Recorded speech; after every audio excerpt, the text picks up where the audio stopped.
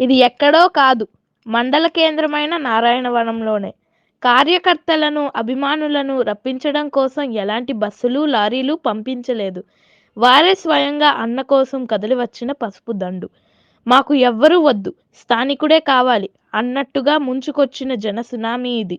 మండల కేంద్రమైన నారాయణవనంలో శుక్రవారం 4 గంటలకి ఎన్డీఏ కూటమి అభ్యర్థి కోనేటి ఆదిమూలం ప్రచారం నిర్వహించారు.